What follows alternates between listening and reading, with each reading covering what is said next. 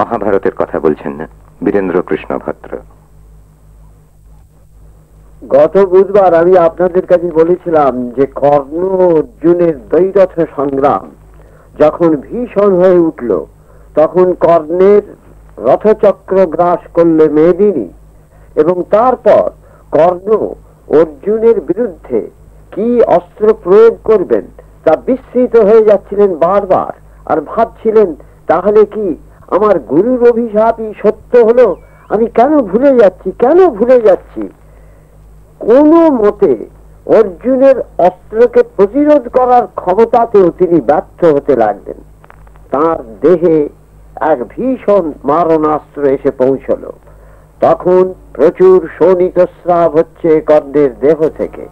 ক্রোধ ভরে কর্ণ আর এক মারণাস্ত্র দিয়ে অর্জুনকে প্রতিঘাত করবেন বলে সারথি শল্যকে রথের গতিমুখ সেই দিকে ফেরাতে বললেন, কিন্তু তার উত্তরে শল্য ভীত চিত্তে বলে উঠলেন, অঙ্গরাজ, সর্বনাশ হয়েছে। এ স্থানের কোন রকম ভাবে এক স্থান থেকে উদ্ধার পাওয়া কঠিন হচ্ছে, কোন রকম ভাবে আমাদের এগিয়ে যেতেই হবে, কিন্তু পাচ্ছিনি। এটা রথচক্র মেদিনী গ্রাস করছে। তখন কর্ণ বললেন, তাই তো, তাহলে কি করা যায়? আরো চলে যাচ্ছে, হ্যাঁ আরো চলে যাচ্ছে। কিন্তু বিচারের সময় আর কিছু ছিল না তার। মৃত্যুর দৃঢ় প্রবন্ধনী নিকট হতে নিকটতর হয়ে উঠল। কর্ণ ইতিপূর্বে শ্রীকৃষ্ণ কুন্তির মুখ থেকে কুরুক্ষেত্র যুদ্ধে প্রারম্ভে জেনেছিলেন যে তিনি সূতপুত্র নন, তিনি কুন্তিপুত্র, তিনি ক্ষত্রিয়। কিন্তু গুরু গৃহে তো তিনি নিজে জ্ঞান তো মিথ্যা বাক্য বলেননি, তাই ধর্ম তো তা মিথ্যা বলেও তো বিবেচিত হতে পারে না। তাছাড়া তিনি তো আজও কখনো নিজেকে কুন্তিপুত্র বলে মনে করেন না, সূতপুত্র হিসাবে তিনি নিজেকে জ্ঞান করে থাকেন। তাহলে কেন এমন হচ্ছে? এ সকল সত্য মিথ্যা বিচারের সময় আর ছিল না। তিনি বুঝতে পারলেন যে আজই তার জীবন অবশিষ্ট হয়ে যাবে। রথের সমস্ত চক্রগুলি ধীরে ধীরে ভূতলে প্রসিত হয়ে যেতে লাগলো। শল্য বহু চেষ্টা করেও ব্যর্থকাম হতে দ্রুত রথ বর্জন করলেন।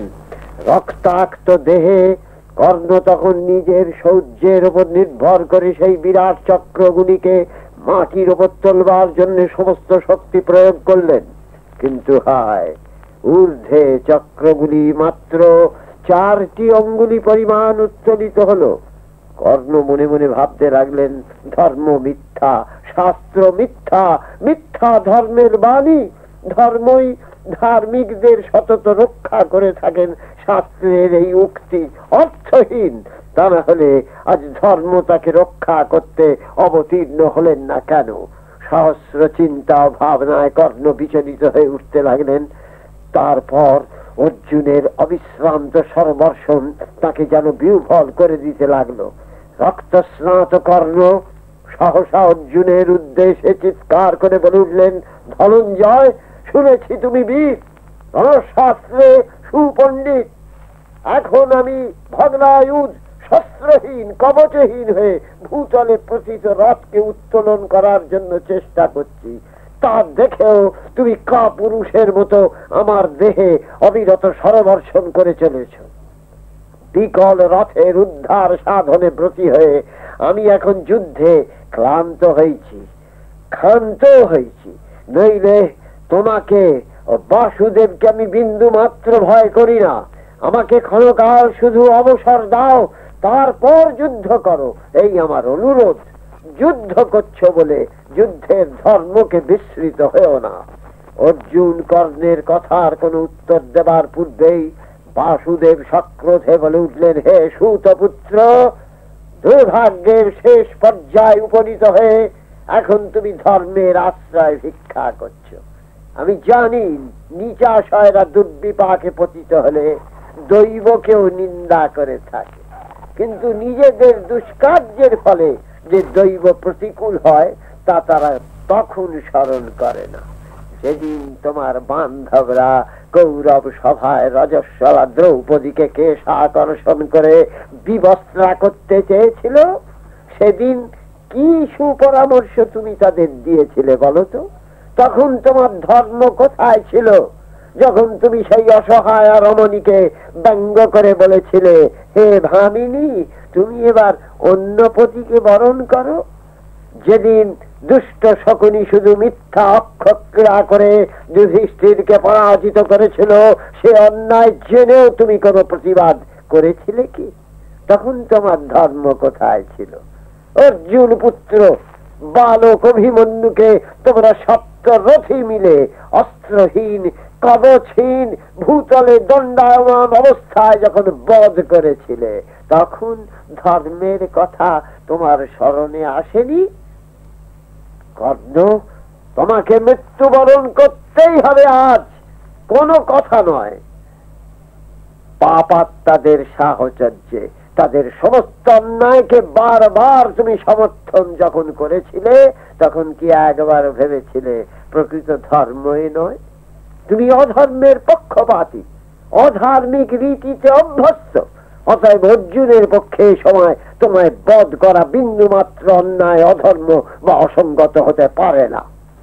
কর্ণ বাসুদেবের দিকে অস্ত্র প্রক্ষেপকারী অর্জুনের দিকে চেয়ে দ্রুত রথের উপর আরোহণ করে এক ভীষণ প্রজ্বলিত অস্ত্র ত্যাগ করলেন। সেই অস্ত্রের প্রচন্ডতায় ত্রিভুবন বিচলিত হয়ে উঠল। অর্জুনের হস্তস্থিত গান্ডীব শিথিল হয়ে পড়ল। ক্ষণকাল অর্জুন আচ্ছন্নের মতো বিমূঢ় ভাবে বসে রইলেন।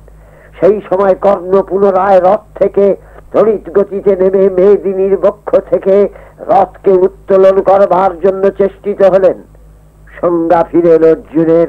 তৎক্ষণাৎ তিনি অঞ্জলিক নামে দেবতা অসুরত্রাস এক ভীষণ বাণ পরিত্যাগ করলেন কর্ণের উদ্দেশ্যে। সৃষ্টি কেঁপে উঠল সেই অস্ত্রের নিনাদে। আকাশ যেন শত সূর্যের আলোকে বিভাময় হয়ে উঠল। কর্ণ সন্ধ্যার শেষ রশ্মির দিকে একবার করুণ দৃষ্টিপাত করে মাটিতে ছিন্ন শির হয়ে লুটিয়ে পড়লেন। যুদ্ধক্ষেত্রে নেমে এলো এক নিস্তব্ধতা। ধূম্রকুণ্ডলী আকাশের মেঘমালার দিকে ছুটে চলল যেন গভীর শঙ্কায়। চতুর্দিক অন্ধকার আচ্ছন্ন। সহসা মনে হলো কর্ণের দেহ থেকে এক দিব্য জ্যোতির আবির্ভাব ঘটছে। সে জ্যোতি ধীরে ধীরে ঊর্ধ্বে উঠে সবিতার শেষ আলোকটুকুর সঙ্গে মিশে গেল। বাসুদেব মহাহর্ষে পাঞ্চজন্য শঙ্খ বাদন করে পাণ্ডবদের জয় ঘোষণা করতে লাগলেন। শুধু কৌরব শিবিরে উঠল হাহাকার। হস্তিনাপুর পুরো প্রাসাদে উঠল কান্নার রোল। আর পাণ্ডব মাতা কুন্তী শত্রুর পতন সংবাদ পেয়েও মূর্ছিতা হয়ে প্রাসাদ কক্ষে লুটিয়ে পড়লেন। আজ এই পর্যন্ত।